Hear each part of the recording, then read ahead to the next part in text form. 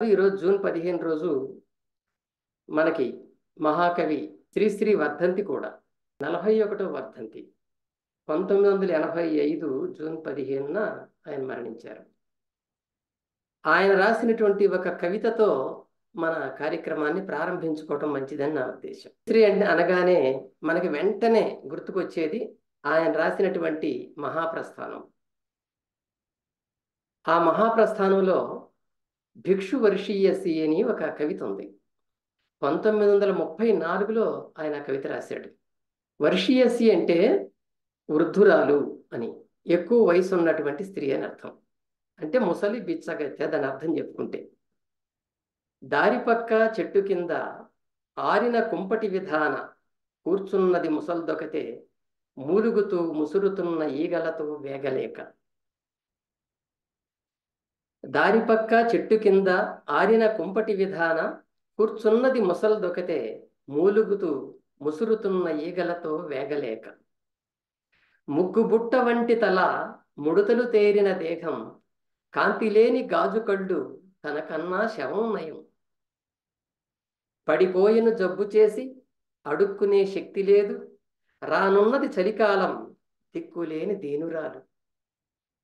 ఏళ్ళు ముదిరి కీళ్లు కదలి, బతుకంటే కోర్కె సడలి, పక్కనున్న బండరాతి పగిదిగనే పడి ఉన్నది. ఆ అవ్వే మరణిస్తే ఆ పాపం ఎవ్వరిదని వెర్రిగాలి ప్రశ్నిస్తూ వెళ్ళిపోయింది. ఎముక ముక్క కొరుక్కుంటూ ఏమీ అనలేదు కుక్క. ఒక ఈగను పడవేసుకు తొందరగా తొలిగె తొండ.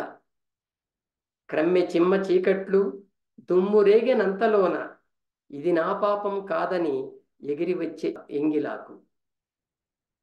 ఇది నా పాపం కాదనే ఎగిరి వచ్చి ఎంగిలాకు. ఇది ఆయన రాసినటువంటి ఒక కవిత. ఒక ముసలి బిచ్చగత్తెని చూసి ఆయన రాసిన కవిత. ఒక వృద్ధురాలు కానీ వృద్ధుడు కానీ వయసు మళ్ళినటువంటి వారు అనేక మంది మనకి రకరకాల పద్ధతుల్లో, పొజిషన్స్లో కనిపిస్తూ ఉంటారు. మన సమాజంలో అనేక చోట్ల కనిపిస్తూ ఉంటారు. బిచ్చగాళ్ళుగా కనిపించవచ్చు, రోగులుగా కనిపించవచ్చు, దిక్కులేని వాళ్ళుగా కనిపించవచ్చు, అనారోగ్యంతో కనిపించవచ్చు. వాళ్ళంతా కూడా ప్రత్యక్షంగా కానీ పరోక్షంగా కానీ అబ్యూజ్కి గురైన వాళ్ళు. అబ్యూజ్ అనే మాటని దుర్వినియోగం అనే అర్థంలో మనం వాడతాం, కానీ ఇక్కడ నేను అవమానాలు అనే పేరుతో దాన్ని చెప్తున్నాను. రకరకాల అవమానాలకి గురవుతూ వాళ్ళ జీవితం గడుపుతూ ఉంటారు.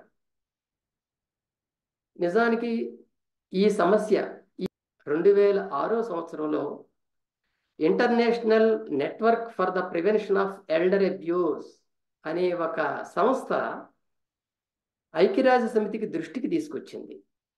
అది దాని మీద చర్చ జరిగి 2011లో ఐక్యరాజ్య సమితి world elder abuse awareness day అనే దాన్ని ప్రకటించింది. అప్పటి నుంచి ఈ జూన్ 15వ తారీఖున ప్రపంచవ్యాప్తంగా అన్ని దేశాల్లో దాదాపుగా దీనికి సంబంధించినటువంటి డిస్కషన్స్ జరుగుతాయి.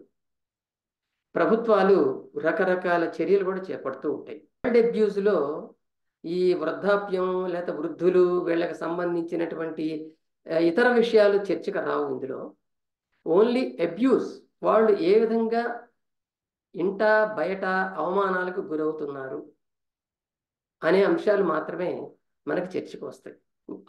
మన ఐక్యరాజ్య సమితి దీన్ని ప్రస్తావనకి తీసుకురాక ముందే దీన్ని గురించి అనేక దేశాల్లో దీని మీద చర్చలు జరిగాయి. మన ఇండియాలో మాత్రం దీని మీద చాలా ఆలస్యంగా జరిగింది చర్చ. ఎందుకంటే దీన్ని ఒక ఇంటి సమస్యగా భావించారు చాలా కాలం. ఇంట్లో బంధువులకి, పిల్లలకి, పెద్దవాళ్ళకి ఉన్న సమస్యలే ఇది బయట సమస్య కాదు అనుకున్నారు. కానీ తర్వాత ఫోకస్ అయింది. ఇతర దేశాల్లో దీని మీద కొన్ని స్వచ్ఛంద సంస్థలు రకరకాల సర్వేలతో ఫోకస్ చేయటం వల్ల ఇది నిజంగా సాంఘిక సమస్య, ఇది ఒక దేశానికో లేకపోతే ఒక కుటుంబానికో ఒక రాష్ట్రానికో సంబంధించింది కాదు. ఇది యూనివర్సల్గా ఉన్నటువంటి ఒక సమస్య, అందులో ప్రజారోగ్య సమస్య కూడా అని చెప్పి దాని మీద ఫోకస్ పెట్టడం జరిగింది. ఆ తర్వాత 28 దేశాల్లో దీని మీద 52 సంస్థలు అధ్యయనం చేశాయి. అసలు ఈ ఎల్డర్ అబ్యూజ్ అంటే వృద్ధులను అవమానించటం అనేటువంటిది ఏ స్థాయిలో ఉంది, ఎన్ని రకాలుగా ఉంది అనేటువంటి దాని మీద సర్వేలు, అధ్యయనాలు జరిగాయి. ప్రపంచవ్యాప్తంగా చూసినప్పుడు ఇప్పుడు 90 కోట్ల మంది వృద్ధులు ఉన్నారు.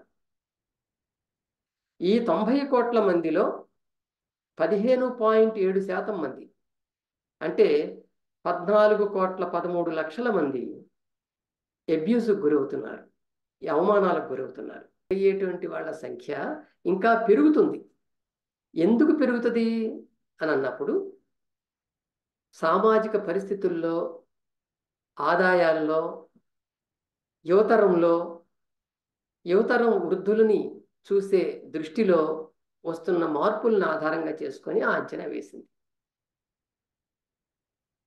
అంటే ఇది ముఖ్యంగా అల్ప ఆదాయం లేదా మధ్య రకపు ఆదాయం, అంటే మిడిల్ క్లాసు, లోవర్ క్లాసు ఎక్కువగా ఉన్నటువంటి దేశాల్లో జనాభా పెరుగుదల కూడా ఎక్కువగా ఉంటుంది కాబట్టి వాళ్ళు ఎక్కువగా పెరిగే అవకాశం ఉంది అని చెప్పి ఈ ఐక్యరాజ్య సమితి ఒక అంచనా వేసింది. ఈ ఇప్పుడు ఎల్డర్ అబ్యూజ్ ఏదైతే ఉందో, అంటే పెద్దలకి అవమానాలు జరగటం అనేది ఏదైతే ఉందో, ఇది ఇంట్లో వాళ్ళకి, స్నేహితులకి, అధికారులకి తెలిసి కూడా వాళ్ళు ఇది బయటికి తీసుకురావడానికి, దీని గురించి పట్టించుకోవటానికి ఇష్టపడటం లేదనేది కూడా ఒక వాస్తవం. అలాగే వృద్ధులు కూడా తాము ఎన్ని అవమానాలకు గురవుతున్నా సరే దాన్ని బయటకు చెప్పుకోవటానికి కూడా వాళ్ళు ముందుకు రాకపోవటం అనేది కూడా ఒక వాస్తవం. ఇక్కడ వృద్ధులంటే ఎవరు అనే ప్రశ్న వస్తుంది. 60 ఏళ్ళు దాటినటువంటి వాళ్ళని జనరల్గా వృద్ధులు అంటున్నాం. ఇప్పుడు అనఫీషియల్గా వృద్ధాప్యం అనేటువంటిది వాయిదా పడుతుంది. 80 ఏళ్ళు దాటితేనే వృద్ధులు అనవచ్చు అని చెప్పి ఇటీవల కాలంలో కొన్ని అధ్యయనాలు తెలియజేసినాయి. ఇంగ్లాండ్లో అలాంటి ఒక మంచి గొప్ప అధ్యయనం జరిగింది. అక్కడైతే 80 ఏళ్ళు దాటితేనే వృద్ధాప్యం, అప్పటిదాకా వృద్ధాప్యం వచ్చినట్టు కాదు అని చెప్పి చాలామంది అభిప్రాయపడుతున్నారు అక్కడ. సరే, అదే ఇంకా అనఫీషియల్, అది ఐక్యరాజ్య సమితి దాన్ని గుర్తించలేదు కనుక ఇప్పటివరకైతే మన దేశంలో కానీ ఇతర దేశాల్లో కానీ సీనియర్ సిటిజన్స్ ఎప్పుడవుతారు అంటే 60 ఏళ్ళు దాటిన తర్వాత అవుతారు. అయితే ఈ ఈ వృద్ధులకి, ఈ సీనియర్ సిటిజన్స్కి ఎలాంటి అవమానాలు జరుగుతాయి, దీని మీద ఒక అంచనా అనేది మన సర్వే సంస్థలు కానీ ఐక్యరాజ్య సమితి కానీ వేయటం జరిగింది. నేను ఐక్యరాజ్య సమితి చెప్పిన అంచనా చెప్తాను. వాళ్ళు ఎటువంటి అవమానాలు ఎదుర్కొంటున్నారు అంటే ఒక 5 రకాల అవమానాలని చెప్పి కేటగిరైజ్ చేసింది ఐక్యరాజ్య సమితి. ఒకటి మానసికమైన అవమానం. ఇంట్లో పెద్దలకి ఎదురయ్యేటువంటి అవమానం ఇది.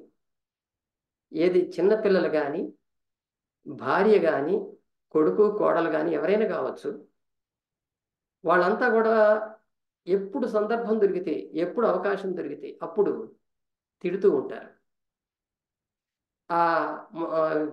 పెద్దవాళ్ళని ఎగతాళి చేస్తూ ఉంటారు. వాళ్ళ గతాన్ని గుర్తు చేస్తూ నవ్వు పట్టిస్తూ ఉంటారు. అసహనంతో చేదరిస్తూ ఉంటారు. బూతులు తిడుతూ ఉంటారు. దీనివల్ల ఆ వృద్ధులు పొందే అవమానం మానసికమైంది. అది కొడుకు కావచ్చు, కోడలు కావచ్చు, కూతురు కావచ్చు, భార్యాభర్తల్లో ఎవరైనా కావచ్చు. భర్త అయితే భార్యను తిట్టచ్చు, భార్య అయితే భర్తను తిట్టచ్చు, అట్లా ఎవరైనా కావచ్చు, కుటుంబ సభ్యుల మధ్య. అలాగే బయట వాళ్ళు కూడా, బంధువులు కూడా, సమాజం, ఇరుగు పొరుగు సమాజం కూడా ఎవరైనా సరే ఇట్లా మానసికంగా అవమానపరచడం అనేది మనం చూస్తాం. రెండోది ఆర్థిక అవమానం. ఈ ఆర్థిక అవమానం అంటే ఏంటి? ఆ వృద్ధులకు ఉన్నటువంటి సంపదని, ఆస్తిని లాగేసుకోవటం, వాళ్ళ పొలాలు కానీ, స్థలాలు కానీ, అలాగే ఇంట్లో దాచుకున్నటువంటి డబ్బులు కానీ, ఏవైనా సరే ఆరోగ్యం కోసం దాచుకున్న ఆస్తులు కానీ ఏవైనా సరే లాక్కోవటం, కనీసం వాళ్ళకి బట్టలు లాంటి సమయానికి బట్టలు, కొత్త బట్టలు ఇవ్వటం కానీ, వాళ్ళ ఆరోగ్యానికి హాస్పిటల్కి తీసుకెళ్ళటం కానీ అలాంటివి కూడా చేయకపోవటం, తర్వాత వాళ్ళ డబ్బుని వాళ్ళ నిరాధారంగా అంటే డబ్బులు లేకుండా మొత్తం లాగేసుకోవటం అనేటువంటిది కూడా ఒక అవమానం, వృద్ధులకు జరుగుతున్నటువంటి ఒక అవమానం. ఇకపోతే నిర్లక్ష్యం, మూడో అవమానం నిర్లక్ష్యం. నిర్లక్ష్యం అంటే ఏమిటి? వృద్ధుల బాధలను తెలిసి కూడా పట్టించుకోకపోవటం. ఉదాహరణకి ఆరోగ్యం, దాదాపు వృద్ధుల ఆరోగ్యాన్ని పట్టించుకోవటం చాలా చోట్ల మనం చూస్తుంటాం. అలాగే వాళ్ళు ఏదన్నా సలహాలు ఇస్తూ ఉంటే ఆ సలహాలను పట్టించుకోం. ముసలివాడి నీకేం తెలుసు, కూర్చో అంటుంటారు. ఆ సలహాలను తృణీకరించటం, మనిషిని మనిషిగా చూడకపోవటం, సమయానికి తిండి పెట్టకపోవటం, అలాగే మనుమల్ని కానీ మనుమరాళ్ళని కానీ దగ్గరికి రానివ్వకుండా కట్టడి చేయటం, వాళ్ళకి ఒంటరితనాన్ని కల్పించటం, కుటుంబంలో కుటుంబ ఫంక్షన్స్లో, ఉత్సవ సమయాల్లో వాళ్ళని వివక్షతతో చూడటం, ఇలాంటివన్నీ కూడా నిర్లక్ష్యానికి గుర్తులు. ఇవన్నీ జరుగుతూ ఉంటాయి, అనేక సందర్భాల్లో జరుగుతూ ఉంటాయి. నేను ఒక ఇంట్లో జరిగింది ఒకటి చెప్తాను మీకు. ఇట్లాంటి సందర్భం.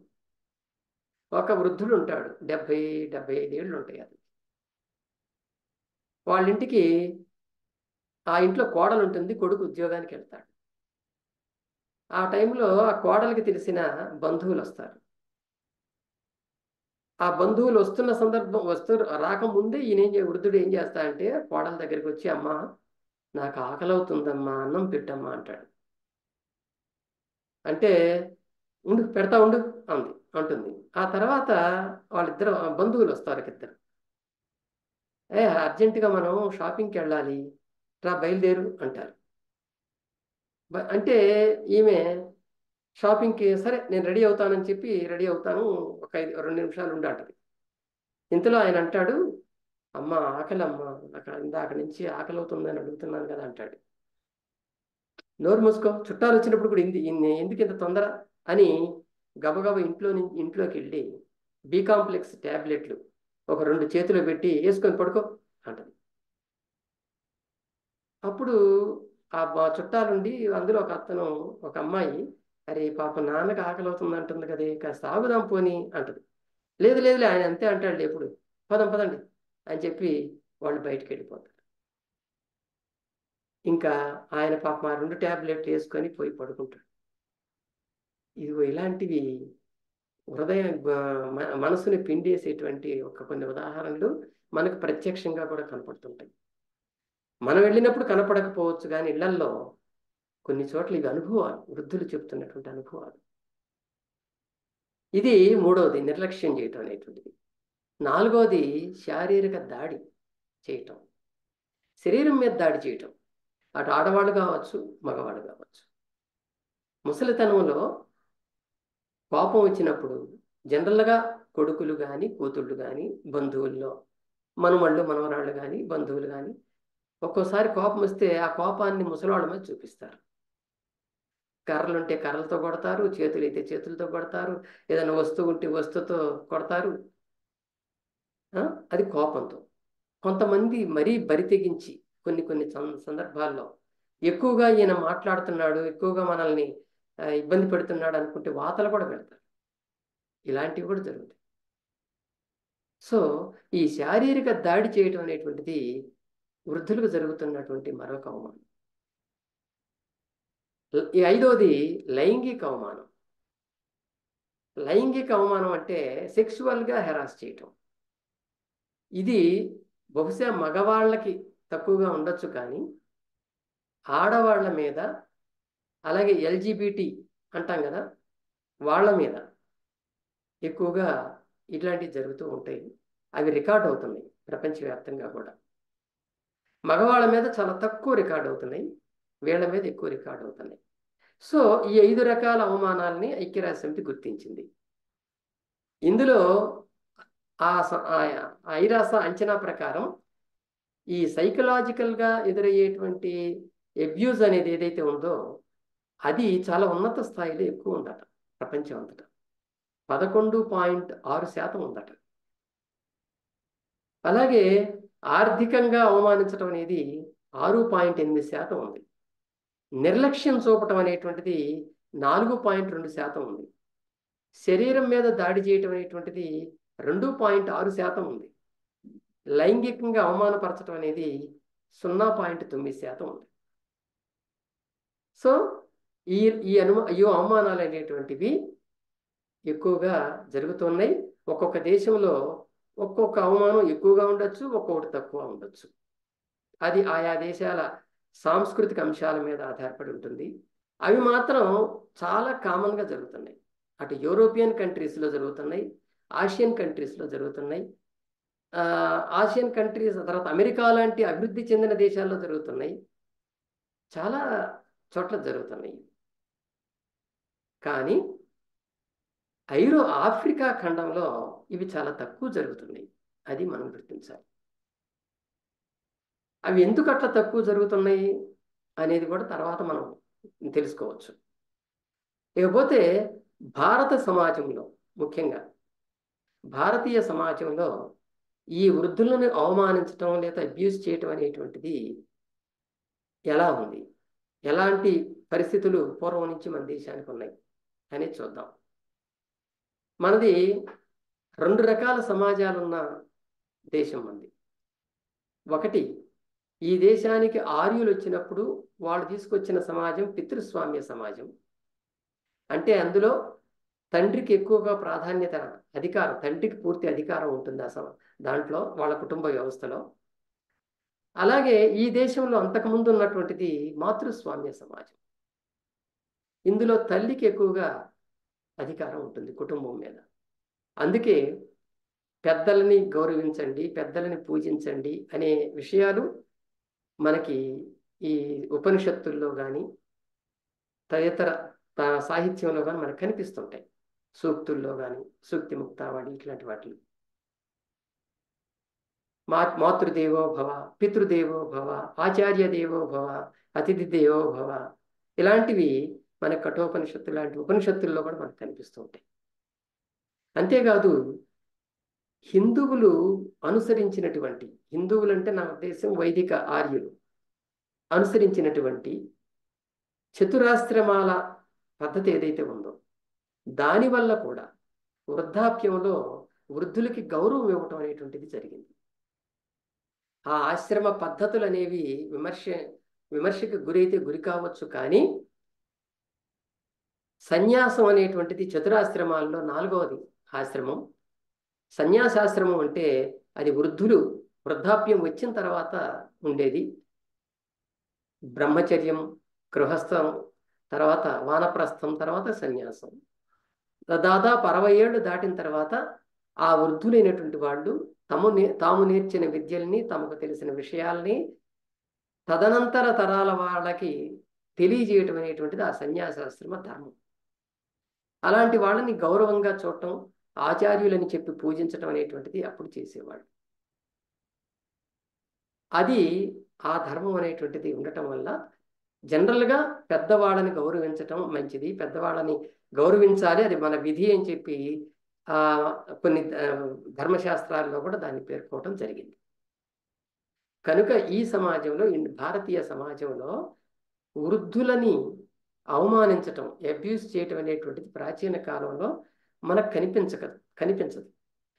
ఇదంతా కూడా మనకి ఏదో ఒక వర్ణానికి సంబంధించిన దాంట్లో ఉంది అనటానికి ఛాన్స్ లేదు. ఎందుకంటే బ్రాహ్మణేతరుల్లో కూడా, ఇతర వర్ణాల్లో కూడా ఈ వృద్ధులని గౌరవించటం అనేది మనకి సాహిత్యంలో కనిపిస్తూ ఉంటుంది. కాబట్టి ఇది వర్ణ వ్యవస్థను బట్టి ఉందా లేదా అనేది మనకి దాంట్లో సందేహం అక్కర్లేదు. అందరూ దాదాపు గౌరవించారనేటువంటిది.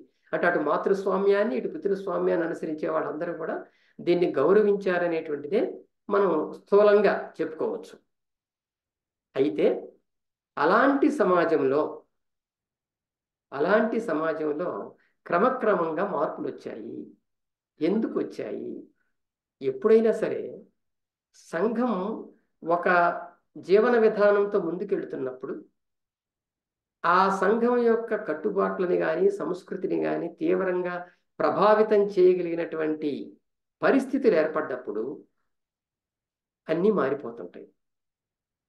సంఘ ఆర్థిక జీవన విధానం మారిపోయినప్పుడు మానవ జీవన విలువల్లో కూడా మార్పులు వస్తూ ఉంటాయి.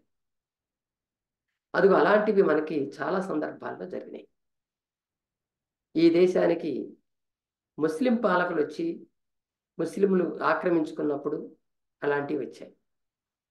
అయితే ముస్లిము మతంలో కూడా అటు ఖురాన్లో కానీ వాళ్ళ యొక్క హదీస్ ఆచారాలకు సంబంధించిన గ్రంథాల్లో హదీస్లో కానీ ఇట్లాంటి వాటిల్లో కూడా వృద్ధుల పట్ల ప్రేమాభిమానాలను కనబరచటం, పెద్దవాళ్ళు ఏది చెప్తే అది అనుసరించటం మంచిది అనేటువంటివి ఉండటం వల్ల వాళ్ళ హయాంలో కూడా ఇబ్బంది రాలేదు. తర్వాత బ్రిటిష్ వాళ్ళు వచ్చిన తర్వాత మొత్తం ఇందాక చెప్పినట్టుగా సోషల్ ఇంజనీరింగ్లో చేంజ్ వచ్చింది. సామాజిక పనితీరులో మార్పు వచ్చేసింది. కనుక మొత్తం అన్ని మారిపోయినాయి. అందుకే ఆధునిక కాలము అంటారు. బ్రిటిష్ వాళ్ళు పరిపాలన మొదలైనప్పటి నుంచి వచ్చిన కాలాన్ని ఆధునిక కాలం అంటారు. అంతకు ముందున్నది ఆధునికం కాదు. ఈ ఆధునికం అని ఎందుకన్నారంటే సంపూర్ణమైన చేంజ్ వచ్చింది, ప్రతి దానిలో వచ్చింది. అందుకని ఆధునికం. ఒక చట్టాల్లోనే కాదు, జీవన విధానాలు మారిపోయినాయి. మొత్తం భాష మారింది, సంస్కృతి మారింది, అన్నీ మారిపోయింది. ఈ ఆధునిక విధానం వచ్చిన తర్వాత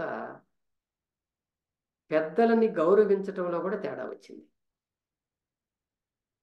కనుక ఆ తర్వాత ఏం చేశారంటే ఆర్థిక విషయాలకు ప్రాధాన్యత పెరిగి ఇంట్లో కొడుకు కానీ కూతురు కానీ వారసులు కానీ లేదా భార్యలు కానీ లేకుంటే ఎవరైనా సరే వాళ్ళంతా కూడా వృద్ధుల పట్ల అంతకుముందున్నంత ప్రేమాభిమానాలను తగ్గించుకొని కేవలం వాళ్ళొక బర్డెన్, మన ఇంటికి వాళ్ళొక బరువు కాబట్టి అలాంటి వాళ్ళ పట్ల చిన్న చూపు చూడటం, వాళ్ళని అవమానాలు పాలు చేయటం అనేటువంటిది అది తర్వాత మనకు కనిపించింది బాగా. అందుకే ఆ కాలంలో వాళ్ళు ఏం చేశారంటే 18, 19 శతాబ్దాల కాలంలో కూడా సన్యాసులుగా మారటం అనేటువంటిది ఎక్కువైంది మనకి. మీ అందరికీ తెలుసు, బృందావనం అనేది మధురకి దగ్గరలో ఉత్తరప్రదేశ్లో ఉంది. 16 కిలోమీటర్లు బృందావనం. నేను వెళ్ళాను అక్కడికి. అక్కడ చాలామంది వితంతువులు కనిపిస్తారు మీకు. ఆ వితంతువులు నిజానికి ఎల్డర్ అబ్యూజ్కి గురైన వాళ్ళే, అవమానాలకు గురైన వాళ్ళు అందరూ కూడా దాదాపు 99%.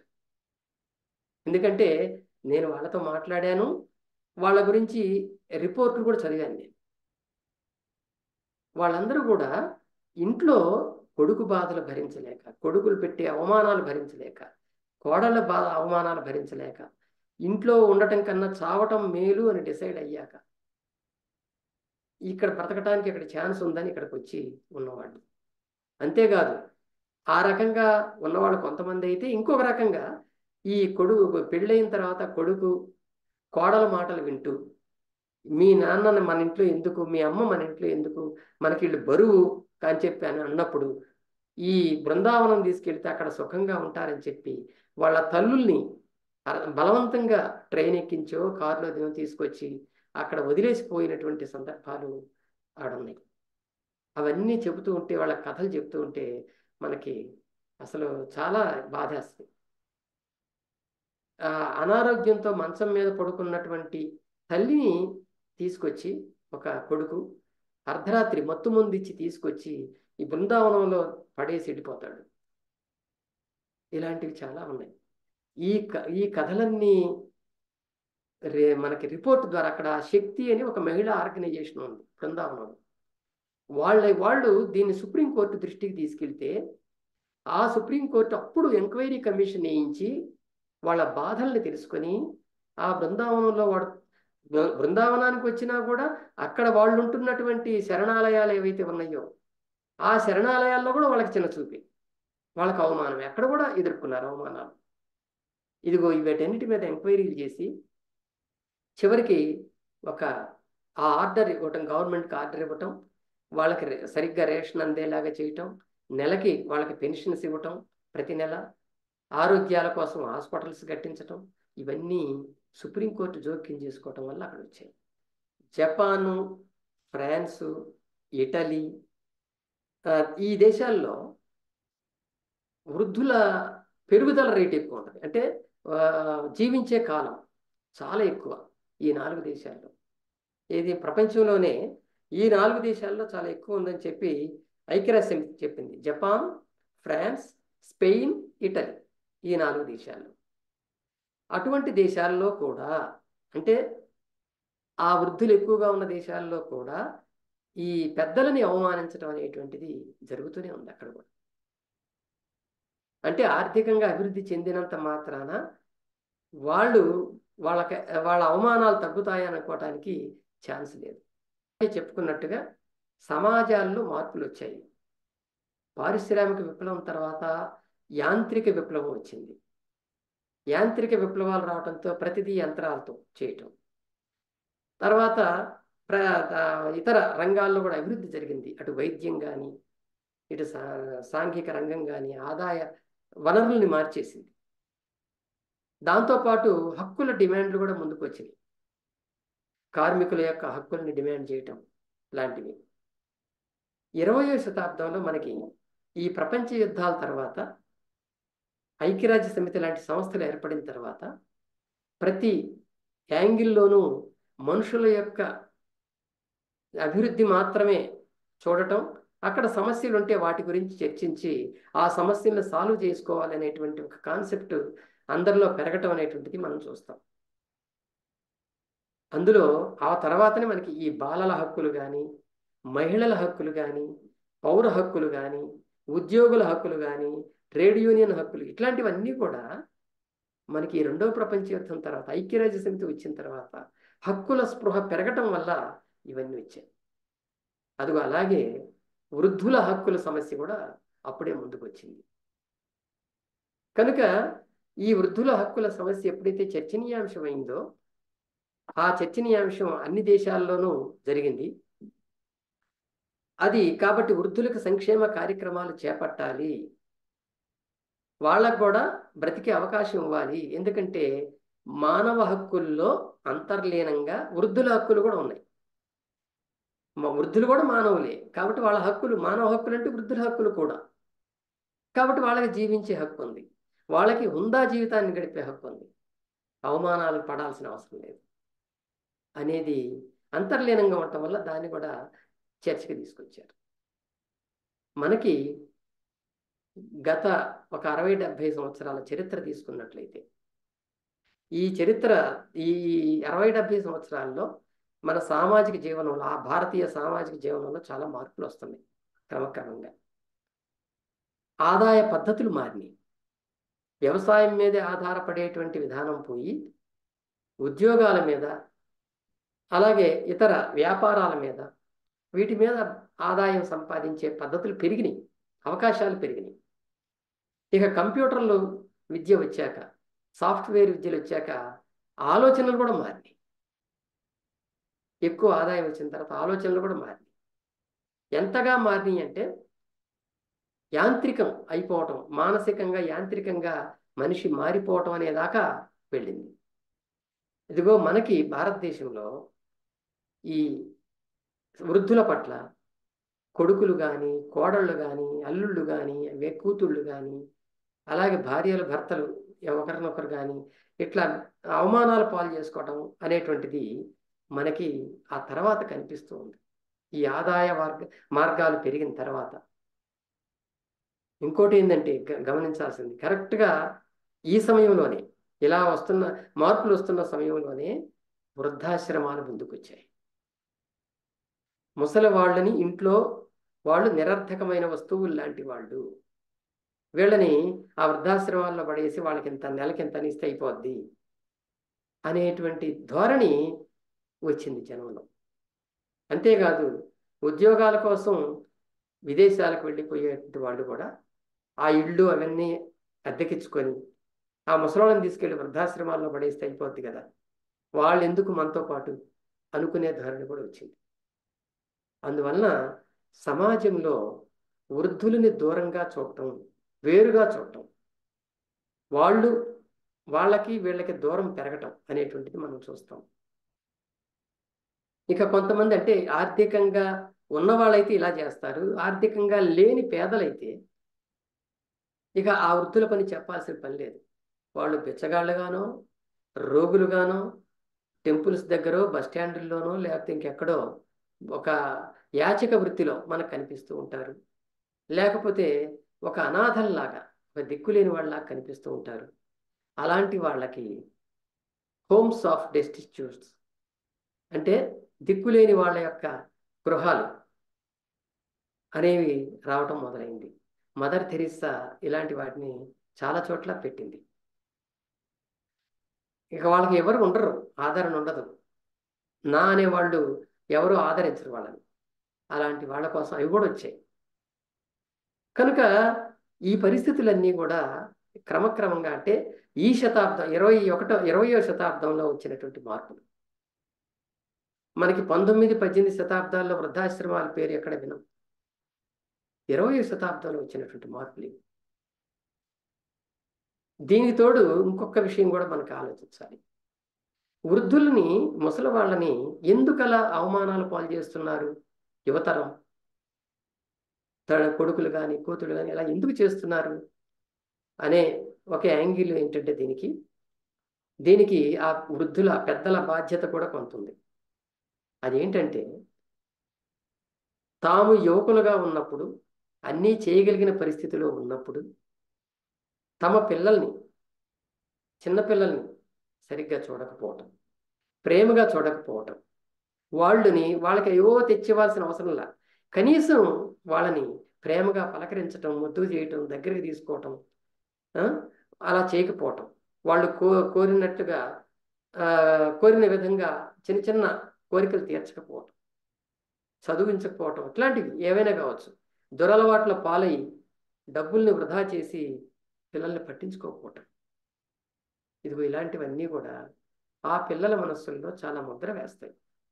వాళ్ళని చీటికి మాటికి కొట్టటం, తిట్టటం, అవమానించటం పిల్లల్ని, ఇవన్నీ కూడా వాళ్ళల్లో ప్రతీకారంగా మారతాయి.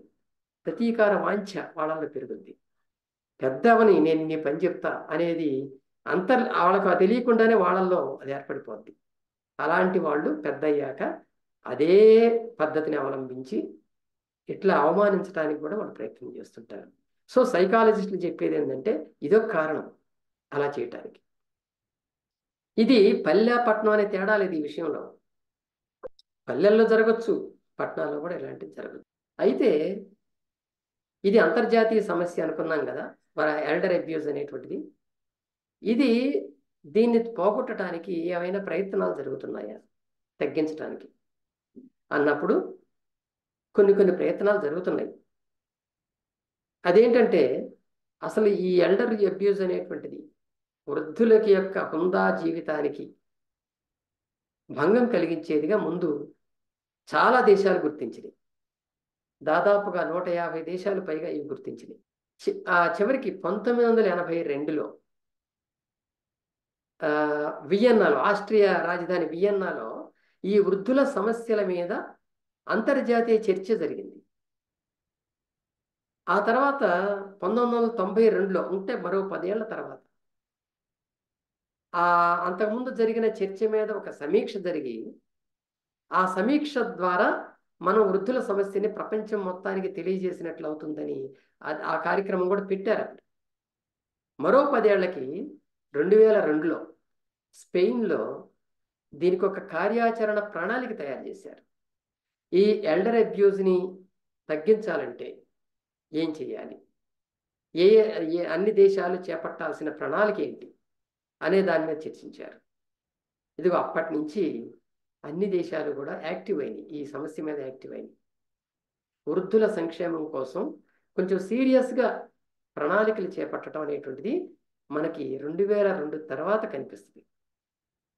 అంతకుముందు 1982లో సమావేశం జరిపినప్పుడు వృద్ధుల సమస్యల మీద ప్రపంచవ్యాప్తంగా చర్చించడానికి కానీ లేదా ఆ పరిస్థితిని అంచనా వేయటానికి కానీ ఒక డే అంతర్జాతీయ దినోత్సవం అనేది ఒకటి జరపాలనుకొని 1990లోనే అంతర్జాతీయ వృద్ధుల సంవత్సరంగా ప్రకటించి ఆ సంవత్సరాన్ని అంతర్జాతీయ వృద్ధుల సంవత్సరంగా 1990ని ప్రకటించి ప్రతి సంవత్సరం అక్టోబర్ 1వ తేదీన అంతర్జాతీయ వృద్ధుల దినోత్సవం జరపాలి అనే నిర్ణయం కూడా జరిగింది.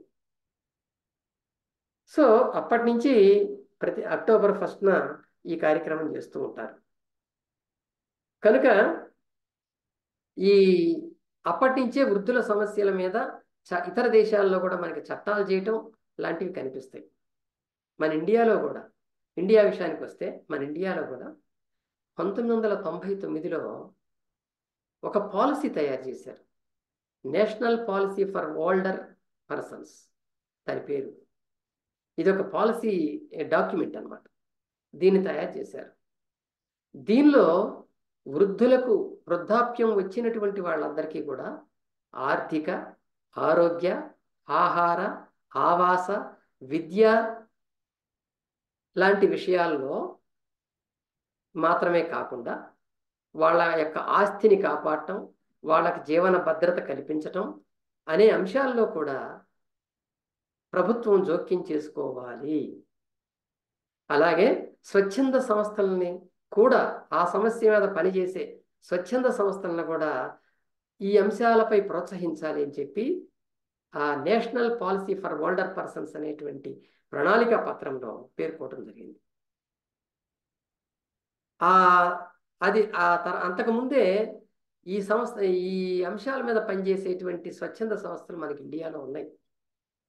1970s తర్వాతనే వృద్ధుల సమస్యల మీద అటు యూరోప్ నుంచి, అంటే లండన్, ఇంగ్లాండ్ నుంచి, ముఖ్యంగా ఇంగ్లాండ్ నుంచి ఒక సంస్థ మన ఇండియా వచ్చి ఇక్కడ ఆ వృద్ధుల సమస్యల మీద పనిచేయటం ప్రారంభించింది.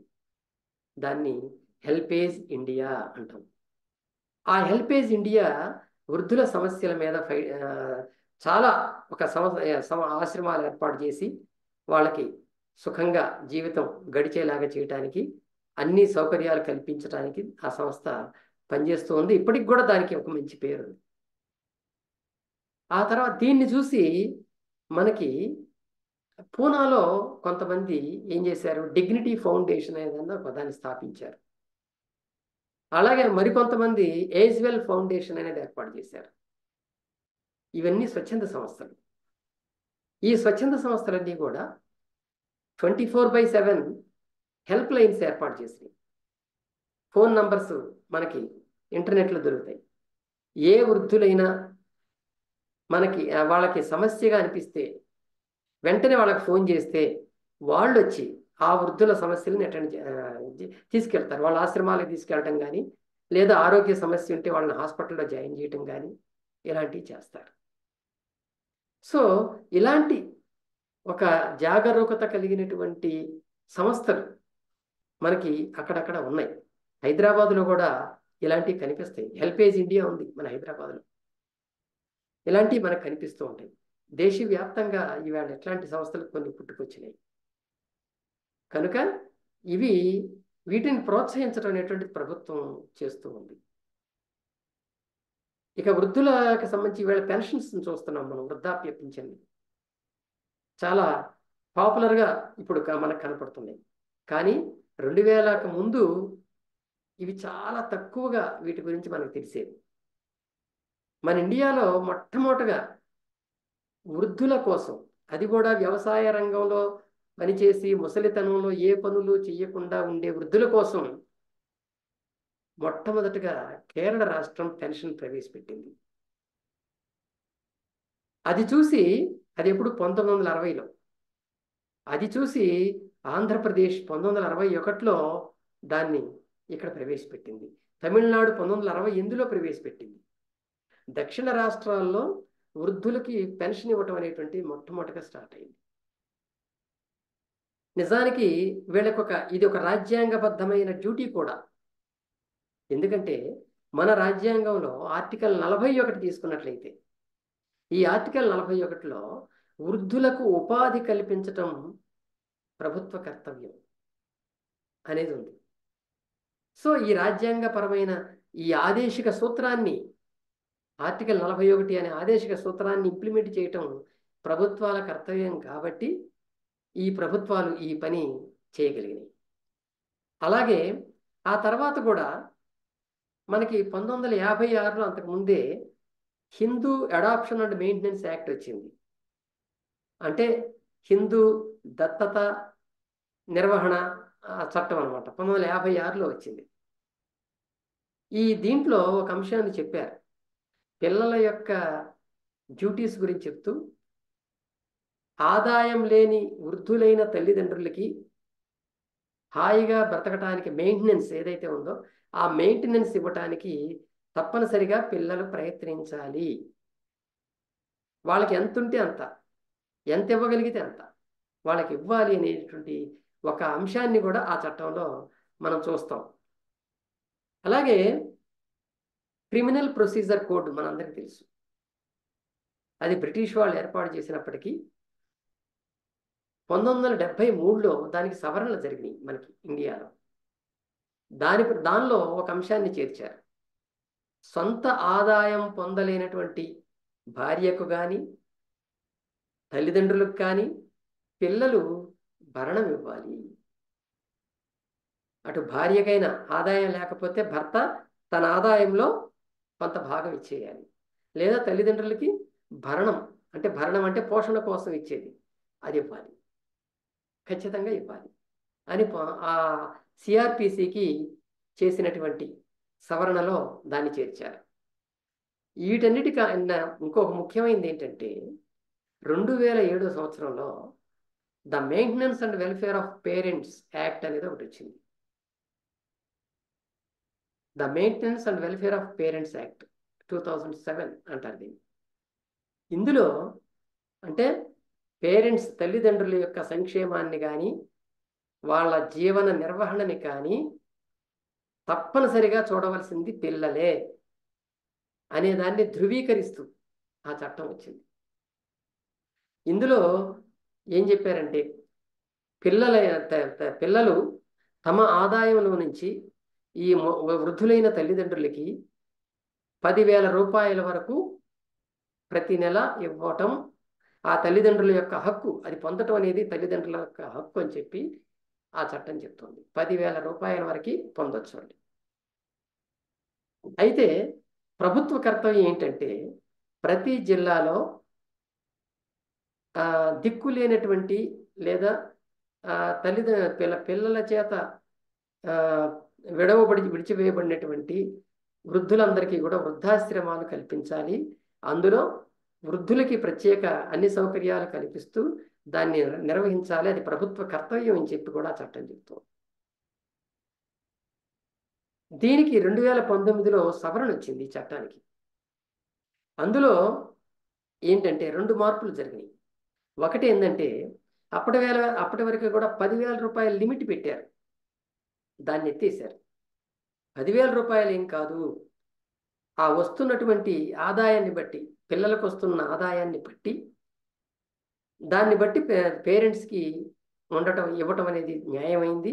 దానికి 10,000 ఇవ్వాల్సిన అవసరం లేదు, 20,000 అయినా ఇవ్వచ్చు, 30,000 అయినా ఇవ్వచ్చు అని ఒక పరిమితి అనేది తీసేసి దానికి ఎంతైనా ఇవ్వచ్చు అనేది పెట్టారు.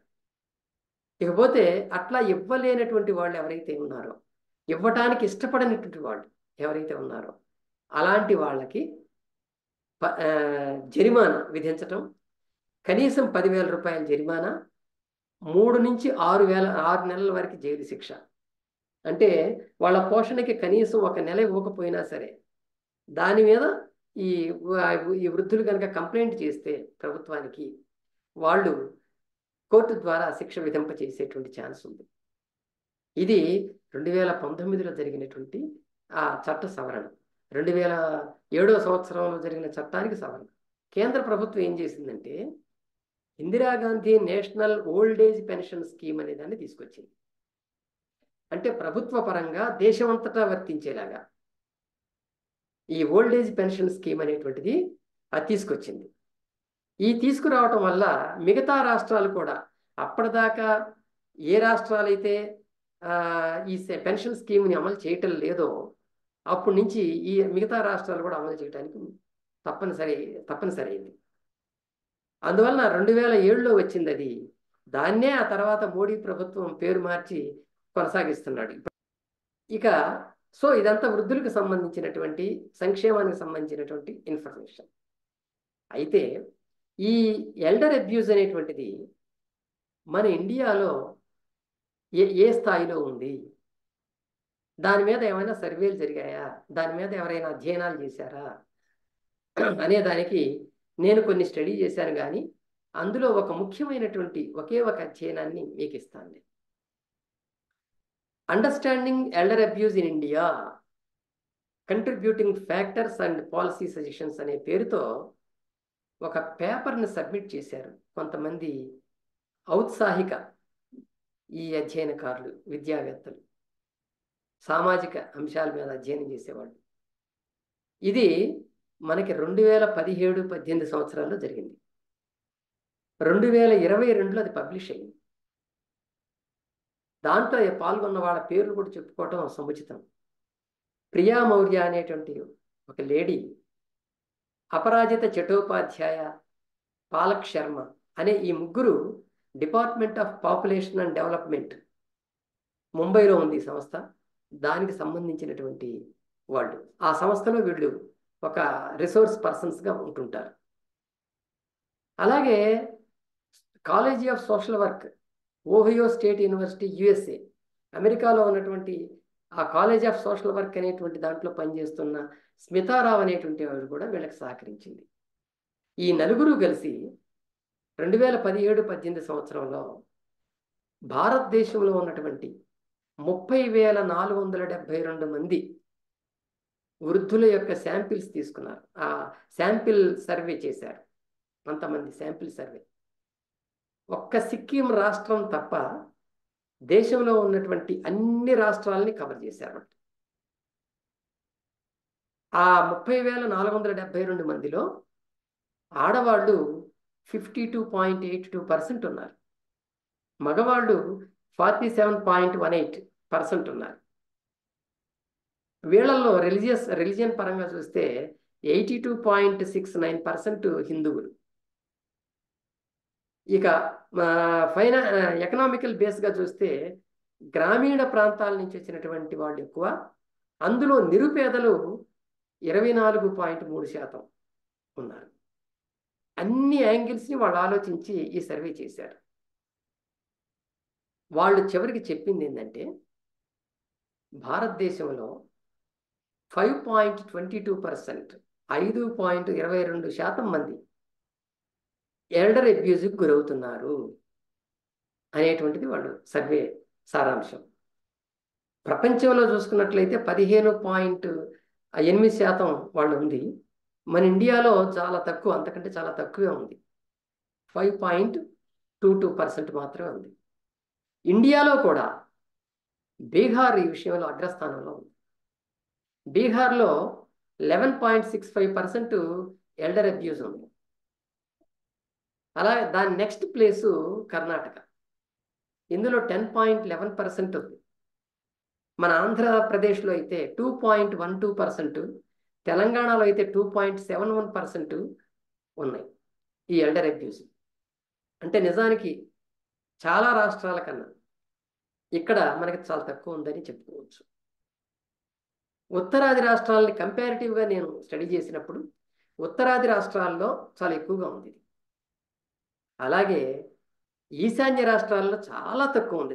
అరుణాచల్ ప్రదేశ్, తర్వాత అస్సాం, ఈ రెండు, అరుణాచల్ ప్రదేశ్లో ఎక్కువ ఉంది, దాని తర్వాత అస్సాం ఎక్కువ ఉంది. ఇవి తప్ప మిగిలిన 5 రాష్ట్రాలు ఏవైతే ఉన్నాయో ఈ 5 రాష్ట్రాల్లో చాలా తక్కువ, 0 ఉంటుందన్నమాట. అందులో మణిపూర్లో స్త్రీల మీద ఎల్డర్ అబ్యూజ్ అనేది అసలు లేదు, 0 మణిపూర్లో. జెంట్స్ మీద కూడా 0.01% అట్లా ఉంది. అంటే ఈశాన్య రాష్ట్రాల్లో అలా ఉంది. మన దక్షిణ భారతదేశంలోకి వచ్చినప్పుడు కేరళ, తమిళనాడు వీటిల్లో కూడా తక్కువ ఉంది. ఆంధ్రప్రదేశ్, తెలంగాణ వీటిల్లో కూడా తక్కువ ఉంది. అలాగే బెంగాల్, ఒరిస్సా వీటిల్లో కూడా చాలా తక్కువ ఉంది. ఎందుకు అని నేను ఆలోచించినప్పుడు ఒకప్పుడు ఇవన్నీ మాతృస్వామ్య సమాజాలు. ఆ వీటిల్లో ఉన్నటువంటి కామన్ థింగ్ అది మాతృస్వామ్య సమాజాలు. అందుకే అసలు ఆడవాళ్ళ మీద చాలా తక్కువ హింస అనేటువంటిది మనం ఇక్కడ చూస్తాం. మగవాళ్ళ మీద ఎక్కువ ఉంటే ఉండొచ్చు కొంత, కానీ ఇంట్లో కూడా ఆడవాళ్ళ కంటే మగవాళ్ళ మీదనే కొంచెం అవమానాలు పెరిగే అవకాశాలు ఎక్కువ ఉంటాయి. ఆడవాళ్ళని కొంచెం గౌరవంగా చూడటం అనేటువంటిది మనం గమనిస్తూ ఉంటాం. కనుక అయితే కర్ణాటక ఇందుకు మినహాయింపుగా కనిపించింది నాకు. కర్ణాటకలో మహిళల మీదే హింస ఎక్కువ ఉంది, అందులో శారీరక హింస ఇంకెక్కువ ఉంది. ఇవన్నీ కూడా మనకు ఆ సర్వే దాంట్లో కనిపిస్తాయి. అంటే కొడుకు దగ్గర నుంచి కొడుకు కానీ, భర్త కానీ, భార్య కానీ, కోడలు కానీ ఇలాంటి వాళ్ళు కూడా చివరికి మనుమళ్ళు మనవరాళ్ళు కూడా హింసించినటువంటి కేసులు ఆ రిపోర్టర్స్ ఆ అధ్యయనం చేసిన వాళ్ళకి వచ్చాయి. సర్వే రిపోర్ట్లు ఏం చెప్పారంటే 93.3% ఇక్కడ వెర్బల్ అబ్యూజ్ ఉందన్నారు ఇండియాలో.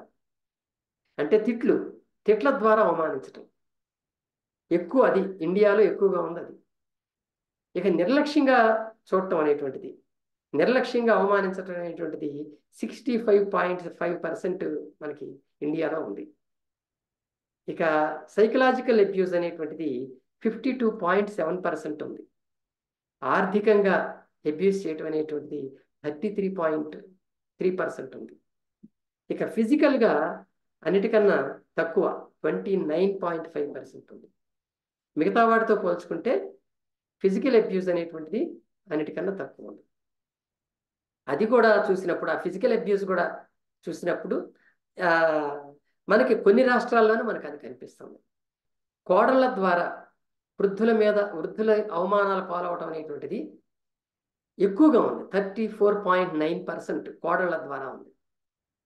కొడుకుల ద్వారా 33% ఉంది. ఇరుగు పొరుగు ద్వారా 33% ఉంది, అది కూడా. అలాగే భార్యను భర్త కానీ, భర్తను భార్య కానీ అవమానించడం అనేటువంటిది 6% మాత్రమే ఉంది. మనుమళ్ళు, ఆ మనుమ సంతానం అనేటువంటిది 4.5% వాళ్ళ నుంచి కూడా అవమానాలు ఎదుర్కొంటున్నారు వృద్ధులు. ఇవన్నీ కూడా ఆ సర్వే సంస్థ చాలా డీటెయిల్డ్గా మనకు అందించింది. అయితే ఎందుకు ఈ ఎల్డర్ అబ్యూస్ జరుగుతుంది ఇండియాలో అనేదాన్ని కూడా ఆ సంస్థ దానికి కొన్ని ఫ్యాక్టర్స్ని మనకిచ్చింది. ఏమని చెప్తుందంటే, ఒకటి ఆరోగ్యం లేదా అనారోగ్యం. ఆరోగ్య సమస్యలు మొదటిది. ఈ అబ్యూస్ అనేది విచిత్రం ఏంటంటే ఆరోగ్యంగా ఉన్న వ్యక్తుల మీద జరుగుతుంది, అనారోగ్యంగా ఉన్న వ్యక్తుల మీద కూడా జరుగుతుంది. అలాగే ఆర్థిక అసమానతలు, ఇవన్నీ ఫ్యాక్టర్స్ అని చెప్పింది. ఆర్థిక అసమానతలు, అలాగని ఆర్థికంగా బాగా ఉన్నవాళ్ళు, అంటే డబ్బు బాగా ఉన్నవాళ్ళు, ఆస్తులు ఉన్నటువంటి వాళ్ళల్లో ఎల్డర్ అబ్యూజ్ లేదా అంటే ఉందని చెప్తుంది ఆ సర్వే. అక్కడ కూడా ఉంది, కానీ కంపారిటివ్గా చూసినప్పుడు తక్కువ. అలాగే సాంఘిక సంబంధమైన విషయాలు, అందులో కులపరమైన అసమానత, మతపరమైన అసమానత, ఇవి కూడా అబ్యూస్కి కారణమవుతున్నాయి. అంటే ఒక కులం వాళ్ళు ఇంకొక కులం వాళ్ళని అబ్యూస్ చేయటం, ఒక మతం వాళ్ళు ఇంకొకరిని అబ్యూస్ చేయటం, అందులో ముసలి వాళ్ళని బాగా అబ్యూస్ చేయటం, తక్కువ కులం వాళ్ళని ఎక్కువ కులం వాళ్ళు ముసలోళ్ళే అయినప్పటికీ కూడా, ఇద్దరు ముసలోళ్ళే అయినప్పటికీ కూడా వాళ్ళని అబ్యూస్ చేయటం అనేటువంటిది మనకి సాంఘిక పరమైన భేదాల వల్ల కూడా మనకు కనపడుతుందని చెప్తుంది. అలాగే చదువుకున్న వాళ్ళ మధ్య, చదువు లేని వాళ్ళ మధ్య తేడా ఉంది ఈ ఎల్డర్ అబ్యూస్లో. మనం జనరల్గా ఏమనుకుంటాం, చదువు లేని వాళ్ళ మీద ఎక్కువ ఉంటుంది అనుకుంటాం. కాదు, చదువుకున్న వాళ్ళ మీద, అందులో మహిళల మీద ఈ ఎల్డర్ అబ్యూజ్ ఎక్కువ ఉంది అంటున్నారు ఈ సర్వే వాళ్ళు. ఎందుకుంది అంటే, ఈ చదువుకొని వయసు మీరిన తర్వాత కూడా, రిటైర్ అయిన తర్వాత కూడా, ఇంట్లో ఆర్థిక పరిస్థితులు బాగాలేనప్పుడు బయటకెళ్ళి ఏదో ఒక పని చేయాలనుకునేటువంటి వాళ్ళు అక్కడ కూడా అబ్యూస్కి గురవుతున్నారు. అలాగే ఇంటికి వచ్చి మళ్ళీ గురవుతున్నారు, అవమానాలు పాలవుతున్నారు. అదే విద్య లేని వాళ్ళు అనుకో, వాళ్ళకు ఒక చోట రెండు చోట్లే ఉంటాయి, అంతకంటే ఎక్కువ ఉండవు. వీళ్ళకి అట్లా కాదు. ఈ ఉద్యోగాల్లో పనిచేసే దగ్గర, వచ్చే పోయే సమయాల్లో, ఇంటి దగ్గర, బంధువుల దగ్గర కూడా అబ్యూస్ అంటే ఈ అవమానాలు జరగటం అనేటువంటిది వీళ్ళు ఫైండ్ అవుట్ చేశారు. అలాగే జెండర్ అబ్యూస్ కూడా ఉందంటారు వీళ్ళు. ఆడవాళ్ళైతే ఒక రకమైన అవమానాలు, మగవాళ్ళైతే ఇంకొక రకమైన అవమానాలు పొందుతున్నారు. ఆడవాళ్ళకు ఉండే స్థాయి వేరుగా ఉంది, మగవాళ్ళకు ఉండే స్థాయి వేరుగా ఉంది అని కూడా వీళ్ళు చెప్తున్నారు. అంతేకాదు,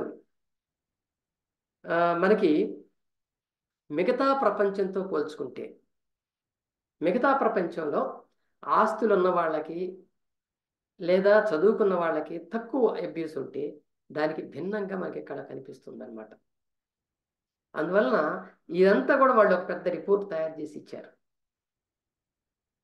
ఈ రిపోర్ట్ ఆధారంగా మనం చూసినప్పుడు వాళ్ళు ఏం చేశారంటే చివరిలో కంక్లూజన్లో దీన్ని తగ్గించాలంటే ఏం చేయాలనేది కూడా వాళ్ళు కొన్ని సూచనలు చేశారు. ఒకటి, ఇప్పుడు ప్రభుత్వాలు అమలు చేస్తున్నటువంటి స్కీములు ఏవైతే ఉన్నాయో, ఈ వృద్ధాప్య పెన్షన్లు కానీ, లేదా ప్రయాణాల్లో వృద్ధులకి రాయితీలు ఇవ్వటం కానీ, లేదా ఆరోగ్య హాస్పిటల్స్లో ఏమన్నా తక్కువ వైద్యం అందించటం కానీ, ఆయుష్మాన్ భారత్ లాంటివి ఏవైతే ఉన్నాయో అలాంటి సౌకర్యాలు కానీ ఏవైతే ఉన్నాయో అవి ఇంకా మెరుగుపరచాలి. వృద్ధులకి ఫ్రీగా ట్రీట్మెంటు లేదా ఫ్రీ సౌకర్యాలు కల్పించడమే జరగాలి. అలాగే ఇదొకటి. రెండో పాయింట్ వాళ్ళు చెప్పింది ఏంటంటే, యువతకి ఏజింగ్ ఎడ్యుకేషన్ ఇవ్వాలి అంటారు వాళ్ళు. అంటే వయసు పెరుగుతున్న క్రమంలో ఏమి మార్పులు వస్తుంటాయి శరీరాల్లో, మానసికంగా ఏ మార్పులు వస్తుంటాయి, అలా మార్పులు వచ్చినటువంటి వృద్ధుల విషయాల్లో ఎలా బిహేవ్ చేయాలి, వాళ్ళని ఏ విధంగా ట్రీట్ చేయాలి అనేది ఆ ఎడ్యుకేషన్ అనేటువంటిది యువతరానికి ఇవ్వాలి. సెక్స్ ఎడ్యుకేషన్ అనేటువంటి దాని మీద ఎట్లాగైతే ఆలోచిస్తున్నారో అలాగా ఏజింగ్ ఎడ్యుకేషన్ అనేది కూడా యువతకి అందించడం వల్ల వాళ్ళ ఇళ్లలో ఉన్నటువంటి వృద్ధుల పట్ల వాళ్ళ ఒక పాజిటివ్ యాటిట్యూడ్ని అలవాటు చేసుకుంటారు అనేటువంటిది వీళ్ళు ఇస్తున్న ఒక సూచన. అంతేకాదు, వృద్ధులకు కూడా వాళ్ళు కొన్ని సలహాలు ఇచ్చారు. ఏమంటారంటే, ముసలి వాళ్ళం కదా అని చెప్పి ఏమీ చేయలేము, ఏమీ చేత కాదు అని అనుకోకూడదు. వాళ్ళు చేయగలిగిన పనులని వాళ్ళు చేయాలి.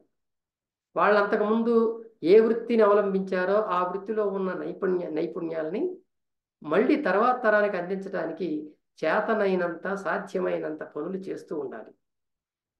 అలాగే ఆరోగ్య పరీక్షల్లో నిర్లక్ష్యం చేయకూడదు. నాకెందుకు ఆరోగ్యం, ఎప్పుడు పోతాను అన్నట్టు ఉండకూడదు.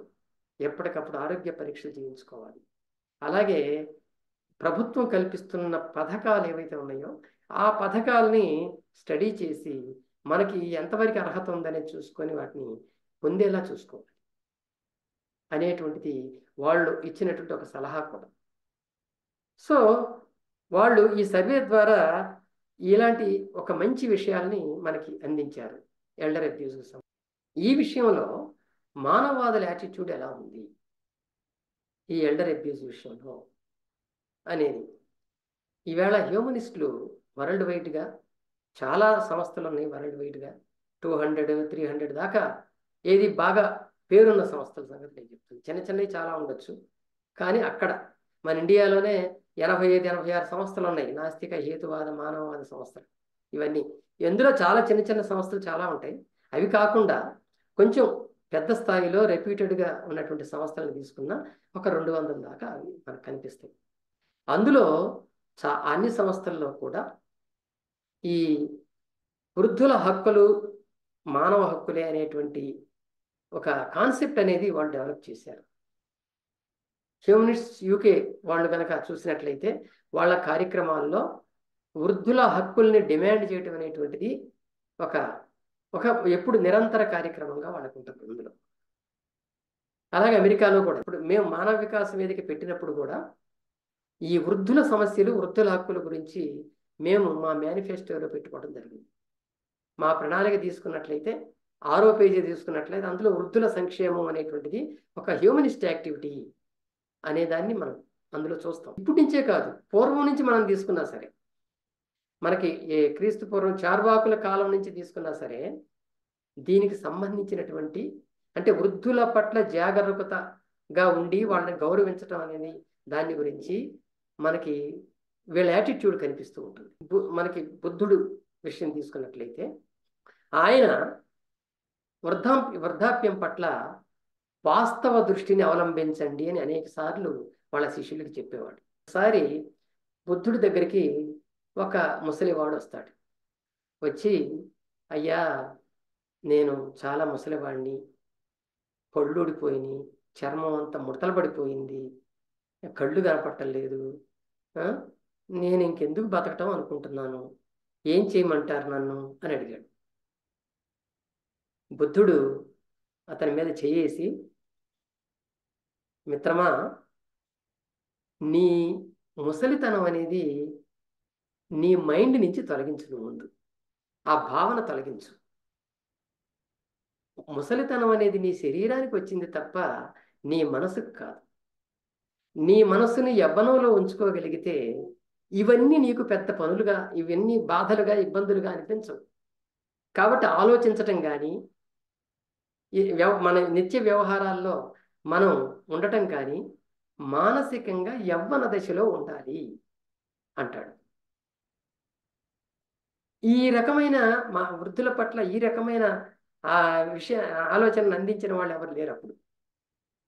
అంతేకాదు, భర్తృహరి సుభాషితాల్లో మనకు ఒక శ్లోకం గుర్తొస్తుంది నాకు.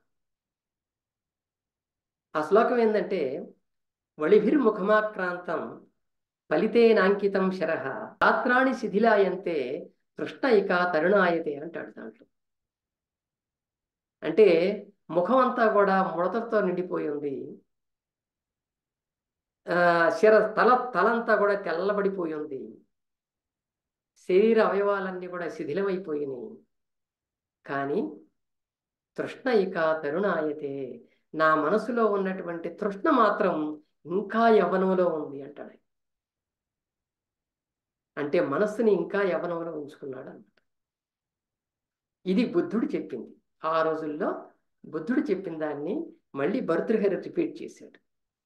కాబట్టి హ్యూమనిస్టులు ఏం చెప్తారంటే, మనస్సుని యాక్టివ్గా ఉంచండి, శరీరాన్ని ఆటోమేటిక్గా యాక్టివ్ చేస్తుంది అంటారు.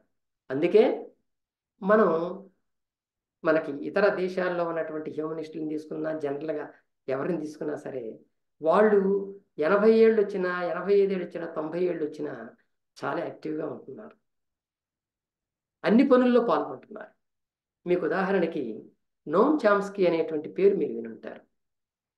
సుప్రసిద్ధ మేధావి అండి అమెరికాలో. ఇప్పటికి 98 ఇయర్స్ ఏమో ఆయన వయసు. ఇప్పటికీ కూడా ఆయన ఈ పొలిటికల్ డిస్కషన్స్లో పాల్గొంటాడు, ఆర్టికల్స్ రాస్తుంటాడు, పత్రికలకి ఇంటర్వ్యూలు ఇస్తుంటాడు. అంత యాక్టివ్గా ఉన్నాడు ఆయన, హ్యూమనిస్ట్. ఇలాంటి వాళ్ళు మనకు చాలామంది కనిపిస్తారు. కనుక ఇక్కడ బుద్ధుడు చెప్పినటువంటి అంశం ఏదైతే ఉందో ఆ అంశాన్ని మనం అనుసరించాలి. మనస్సుని యాక్టివ్ చేసుకోవాలి,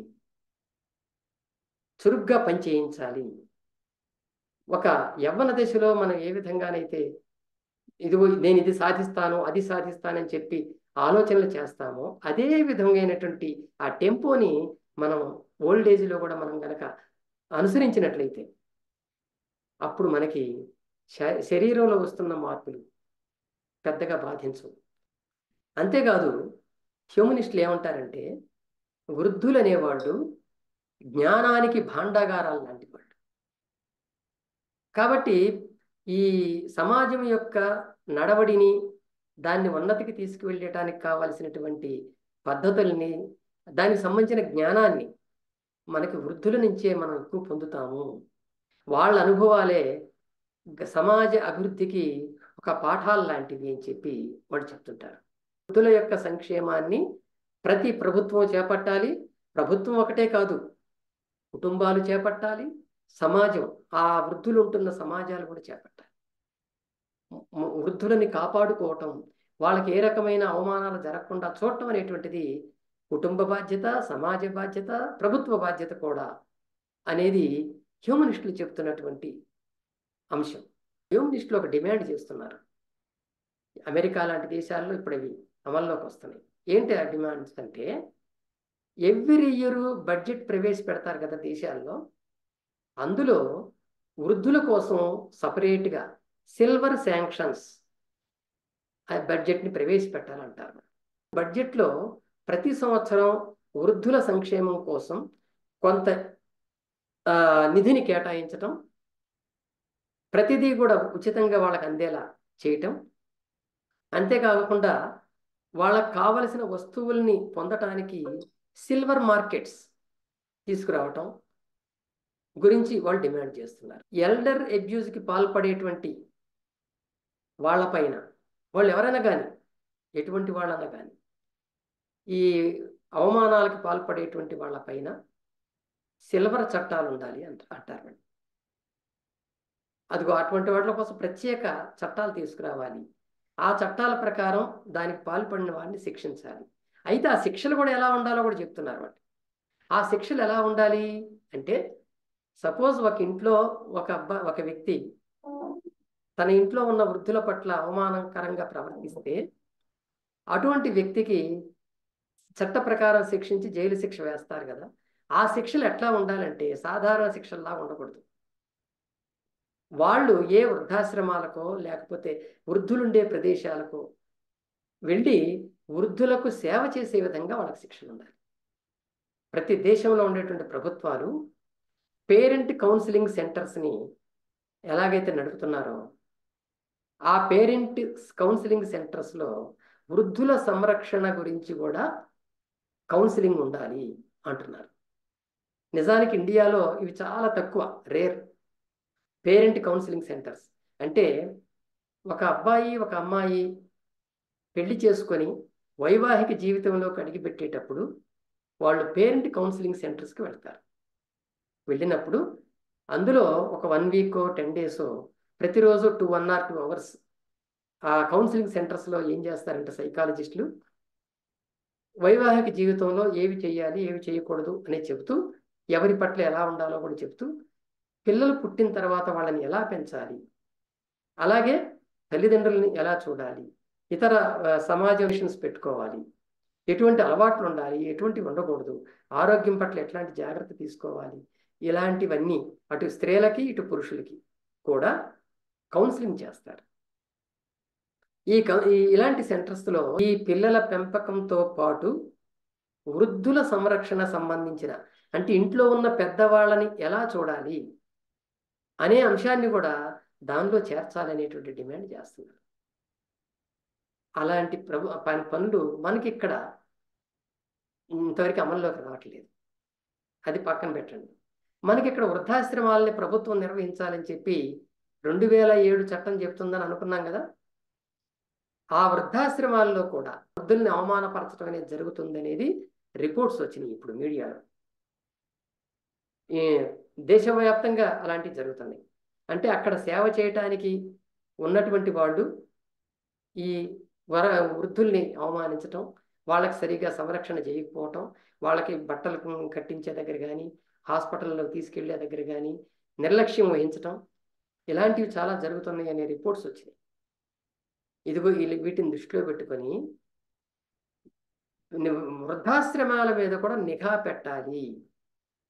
ఎక్కడ అబ్యూజ్ అనేటువంటిది తెలియవస్తుందో అలాంటి చోట వాళ్ళ మీద చర్యలు ఉండాలి అనేటువంటిది.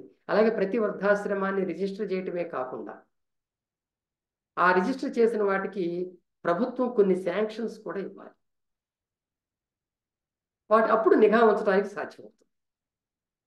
అనేటువంటిది ఈవేళ మన ఇండియాలో వస్తున్న ఒక డిమాండ్.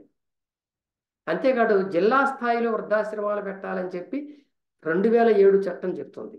ఆ రకంగా మనకి ఇటు తెలంగాణ ఆంధ్రాల్లో కూడా పెట్టారు. కానీ ఈవేళ జిల్లా స్థాయికి వెళ్ళి వృద్ధాశ్రమాల్లో ఉండే వాళ్ళ సంఖ్య తక్కువగా ఉంది. మండల స్థాయిలో ఇలాంటి సంస్థలు రావాలి. కనుక ఇది ఒక సరైనటువంటి డిమాండ్ అని మేము అనుకుంటున్నాం. ఆదాయం లేనటువంటి వృద్ధులకి ఒక ఉచిత వైద్యం అందించటం, ఉచిత ప్రయాణం కల్పించటం అనేటువంటిది కల్పించాలి. ఇక్కడ ఇంకా రానటువంటిది ఏంటంటే, వృద్ధులు తమకి ఏదైనా అవమానాలు జరుగుతూ ఉంటే వాటి మీద కంప్లైంట్ చేయటానికి చాలామందికి తెలియదు. కనుక ఒక ఫోన్ నంబర్ని 24 గంటలు పనిచేసేటువంటి ఒక రిసెప్షన్ సెంటర్స్ లాంటివి పెట్టి ఇచ్చినట్లయితే వెంటనే వాళ్ళకి న్యాయం జరిగే అవకాశం ఉంది. అలాగే ఈ బిచ్చగాళ్ళు ఎవరైతే వృద్ధులై ఉన్న బిచ్చగాళ్ళు కనిపెడుతున్నారో వీళ్ళందరినీ గవర్నమెంట్ అప్పుడప్పుడు వీళ్ళని తీసుకెళ్ళి వృద్ధాశ్రమాలకు అప్పచెప్పటమో లేకుంటే స్వచ్ఛంద సంస్థలకు అప్పచెప్పటం చేస్తుంది. అది సరిపోదు. ఆ వృద్ధులను చేరదీసి వాళ్ళు ఎందుకు ఆ రకమైన పరిస్థితికి వచ్చారు, వాళ్ళ ఇంటి పరిస్థితులు ఏమిటి, వాళ్ళకి ఎవరైనా ఉన్నారా లేరా, ఉంటే వాళ్ళు సరిగ్గా చూడటం లేదా, ఎందుకు చూడటం లేదు, ఇవన్నీ కూడా విచారించి బాధ్యుల మీద చర్యలు తీసుకోవటం మొదలు పెడితే ఇది తగ్గుతాయి. క్రమంగా వృద్ధులు బిచ్చగాళ్ళుగా మారటం అనేది తగ్గిపోద్ది. ఆస్తి పంపకాలు చేసేటప్పుడు పిల్లలకి ఆస్తులు ఇవ్వటం, భార్యకి ఆస్తులు ఇవ్వటమే కాకుండా వృద్ధులకు కూడా, అటు భార్య అయినా ఇటు భర్త అయినా వృద్ధాప్యంలో వాళ్ళకి ఏ ఇబ్బంది లేకుండా ఉండటం కోసం కూడా ఒక వాటా అనేటువంటిది కంపల్సరీ చేయాలి. అలా చేయకపోవటం వల్ల ఏమవుతుందంటే పిల్లలు ఏదో ఒక నెపంతో ఏదో ఒక రూపంలో వాళ్ళని బాధించి దాన్ని కూడా లాక్కోవటం అనేటువంటిది జరుగుతుంది. దీనివల్ల అటు వాళ్ళు చూడక వీళ్ళకి ఏమీ లేక చివరికి వీళ్ళు రోడ్డును పడాల్సిన పరిస్థితి వస్తుంది. ఇలాంటివి కూడా మన దేశంలో మార్పులు రావాల్సిన అవసరం ఉంది. వృద్ధాప్యానికి వస్తున్నటువంటి వాళ్ళు కూడా కొన్ని అంశాలు గమనించాలి.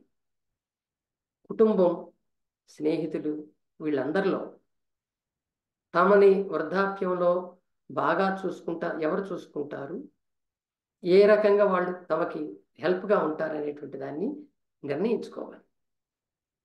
అలాగా వాళ్ళ పట్ల ఒక మర్యాదపూర్వకమైనటువంటి స్నేహాన్ని డెవలప్ చేసుకోవాలి. అటు కుటుంబ సభ్యులైనా ఇటు స్నేహితులైనా. ఇంటిలో అనవసరమైన విషయాల్లోకి జోక్యం చేసుకోకూడదు. పిల్లల కుటుంబ విషయాల్లో, వాళ్ళ పిల్లల్ని పెంచేటువంటి విషయాల్లో వీళ్ళు అనవసర జోక్యం చేసుకోకూడదు. అలాగే ఏదైనా సమస్య వచ్చినప్పుడు భార్యాభర్తల మధ్య వీళ్ళు అనవసరంగా తలదూర్చి దాన్ని పెద్ద చేయడానికి ప్రయత్నించకూడదు. కొడుకు తరఫునో కోడల తరఫునో మాట్లాడటం, వాళ్ళిద్దరు గ్యాప్ పెరిగే విధంగా చేయటం, ఇలాంటివి కూడా అది వాళ్ళకి సరైనది కాదు. కనుక ఈ నాలెడ్జ్ అనేటువంటిది కూడా వాళ్ళకు ఉండాలి. ప్రభుత్వ పరంగా కానీ స్నేహితుల పరంగా ఎవరైనా సరే తమకు ఎవరు సహాయపడతారనేటువంటి వాళ్ళని గుర్తించి ఫోన్ నంబర్స్ని దగ్గర పెట్టుకోవటం అనేటువంటిది వీళ్ళు అనుసరించాల్సిన ఒక పని. ఈ ప్రభుత్వపరమైనటువంటి సహాయాలు ఏమందుతున్నాయి, మనం అత్యవసర సమయాల్లో ఎవరికి ఫోన్ చేయాలి, పోలీసులకి ఎవరికి ఫోన్ చేయాలా లేకపోతే డాక్టర్లకు ఫోన్ చేయాలా అనేటువంటి తెలుసుకొని అలాంటి ఫోన్ నంబర్స్ ఏమైనా ఉంటే సేకరించుకొని పెట్టుకోవాలి.